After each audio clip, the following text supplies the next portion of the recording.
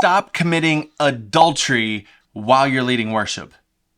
I know, strong words, and yet we struggle with this all the time, whether we realize it or not. Let me explain. So I met with my intern Carter the other day, and we were just discussing stuff as we typically do week to week, and I had given him some homework. One was to read a chapter from the book Worship Leaders, We Are Not Rock Stars by Stephen Miller. You should go grab that book. It's a good one. And I told him to watch one of the videos out of my worship ministry blueprint. And in that video that he watched that week, I brought up a little illustration I wanted to share with you by Dan Wilt. So I didn't make this up. It's by Dan Wilt.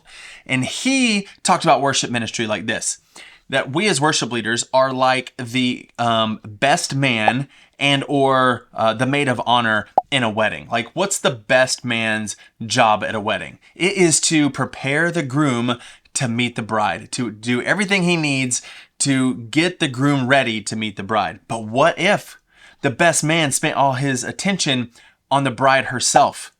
Well, the groom would be pretty upset, correct? And if things went too far, you could say, well, that would be adultery, right? In the same way, we as worship leaders who are on stage trying not to be rock stars can struggle with this, and it can look a lot of different ways. The reason I bring up the book, The Rock Star, is because I'm thinking, if you're like me, I don't approach worship ministry like a rock star. I don't think. Do I? I'm definitely not committing spiritual adultery as I'm leading worship. Am I? So I wanted to cover these things today, and you see what resonates with you, because some of these, surprisingly, I was like, ooh, that is a spot of conviction for me. Let me know if it is for you too. Okay, the first one, it's putting performance over presence. Okay, what do we mean by this? Well, it's kind of like that rock star mentality when we're so concerned with what's going on in the room as far as performance and lighting and audio above just connecting with God. And sometimes we can fall in the trap of calling this excellence. Like, I believe we should pursue excellence with our craft, but sometimes we focus so much on the things that are happening in the room that we're so concerned with wowing the people that we forget that worship is just connection with our Savior. All right, next, number 2, neglecting spiritual preparation.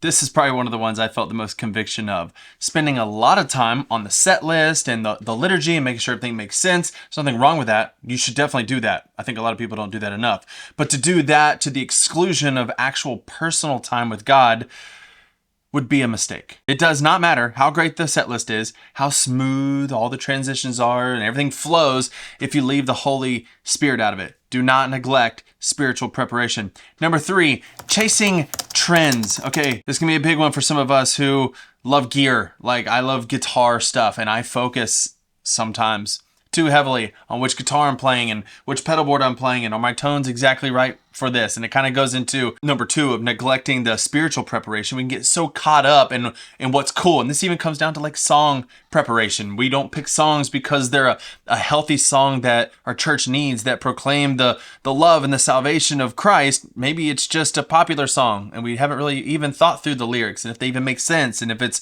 a good time for our congregation to be singing this. We live in a culture where everything is online. You can watch a bunch of live streams and see everything that's going on and see the top charts on praise charts and Spotify and all that stuff. And it can make us desire to do the trend over, man, I wish I would have come up with something that rhymed right there. That'd have been cool. The truth, trend over trusting in God. I don't know. You get what I'm saying. All right, number 4, and this is a big one, ignoring congregational engagement. Sometimes we pick out songs because of how good they sound and not thinking about whether people can sing them. We put them in a key that's too high or too low. Maybe I think it's too high. That's usually the case. I'm having to bring things down just because I'm getting older and I'm thinking if I can't sing it, they sure can't sing it. And when we do this, we make worship or the singing portion of worship something that people watch rather than something they do.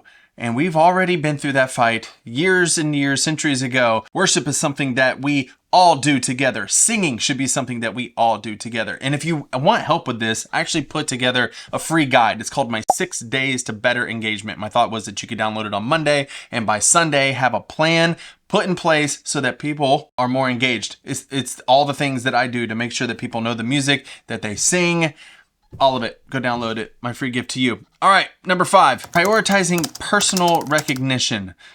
It's difficult to be on stage to do something good, to be skilled at something and everything go right, and not to take some of the glory and some of the praise when someone comes up and says, man, worship was really good today. I really loved your tone today. Oh, I just love your singing. It's really hard to deflect that to God in a respectful way. I'm not saying you need to be disrespectful, but we do not need to take the glory from God. It's all about God. Affirmation feels good, but we have to come up with a way to say, thank you so much for your encouragement, which is usually what I say. Thank you so much for those kind words. It's all of God's grace. Things went well today. Thank God. I have a sign that I put up in the green room that every worship leader sees before we go out on stage. It says, show them Jesus, which also means do not show them ourselves. We're not up there to highlight ourselves, highlight our talent. And the reason this is a big deal, and I say this all the time, is because worship ministries is one of those ministries, areas to serve in that is literally on a stage, platform, whatever you want to call it, amplified via the sound system or a microphone.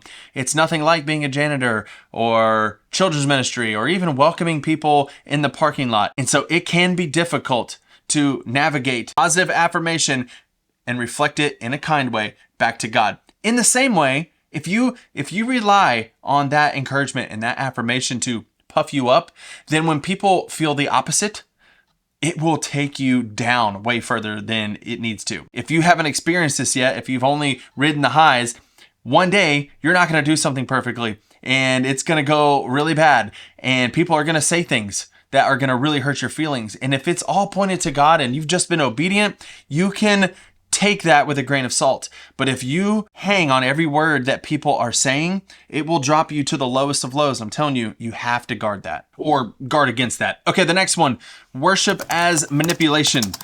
As musicians, we love music. Music provokes an emotional response. There's nothing wrong with that. But when we turn from just connecting theology to doxology and letting it hit all of our senses to manipulation, well, that is definitely unhealthy. Well, how can you tell if you're manipulating? Well, if you are relying on the song's dynamic, that big bridge to evoke an emotional response rather than like the words of the song itself, it might be a little clue that you're relying on manipulation rather than just the truth of the gospel that you should be singing. All right, next, number 7, forgetting community. Now, there's several things I want to say here. First, I think the worship team should be involved in a community. Second, I don't use my worship team as a small group. I wouldn't say it would be wrong to do that, but I've made the choice not to make worship team a small group. One, because we don't have time at our normal rehearsal to do like an efficient small group. But I also want people who are in the worship ministry to be in the life of the church. So it's required that you be in a small group that is in the church. And that way, when people from the church see you on stage, they just see representatives from all these different groups. And so it brings about this community nature. The second thing, or third, whatever number I'm on, that I want to say is that our worship of God, this is kind of like the personal aspect of worship and the corporate aspect of worship. These are both sides of the same coin. What do we mean by that? Well, I believe personal worship, my personal time with God, my God and I time, my time where I am praying to God by myself, to Him, through the scriptures, all of that, fuels corporate worship.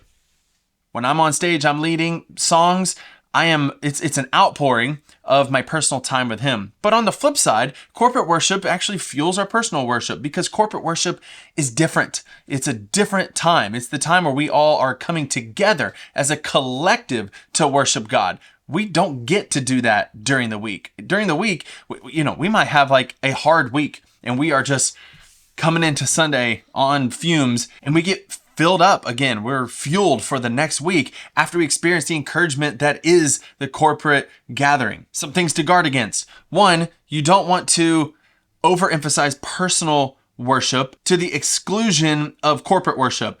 Songs are written in I, me, singular instead of plural. And I don't think you have to always sing a song that's written in the plural, but wouldn't it be great if some of these popular songs were written using plural language so we could just sing them on Sunday morning? It'd be cool if they were written more for the church rather than the radio.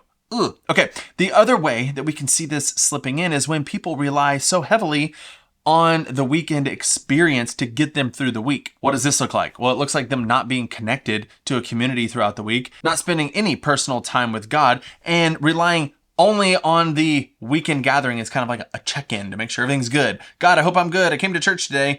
We want to guard against that, especially with worship leaders who are leading worship. All right, so after hearing this, how are you doing? Are you as a worship leader pointing people to the groom, or are you getting distracted by the bride? It's one of those things that can go undetected, but I think a community and listening to each other and just admitting it when we have these failures can do a lot to help the health of our churches. So let me know down below if there's any that you have resonated with. Like and subscribe, share this with people that you think it would be helpful. Again, if you want that 6-day to better engagement guide, my free gift to you, check that out. I'll see you guys in the next video. Goodbye.